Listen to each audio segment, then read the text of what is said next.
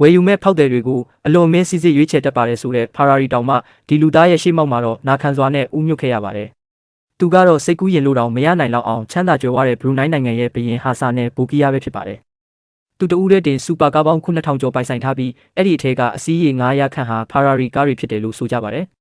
တနေ့မှာတော့ဘရူနိုင်းဘုရင်ဟာ Ferrari ကုမ္ပဏီထံငွေကြေးကပြဿနာမဟုတ်ကြောင်းပြောဆိုပြီး Formula 1 စတိုင်ကားတစ်စီးတိစောက်ပေးဖို့တောင်းဆိုခဲ့ပါတယ်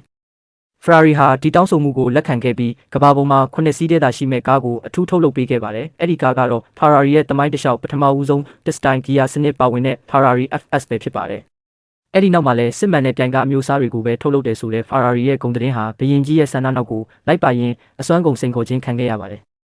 ဘာလို့လဲဆိုတော့သူတို့ဟာဘုရင်ကြီးလိုချင်တဲ့အတိုင်းအိမ်စီးကားပုံစံကိုပါအထူးဖန်တီးပေးခဲ့ရလို့ပါပဲဒီလောက်ထိဩဇာအာဏာကြီးမားပုံမျိုးနဲ့ဆိုရင်တော့တနေ့မှာဘရူနိုင်းဘုရင်က Ferrari ကုမ္ပဏီတစ်ခုလုံးကိုတခါတည်းဝယ်ယူလိုက်မယ်ဆိုရင်တော့အံ့ဩစရာရှိတော့မှာမဟုတ်ပါဘူး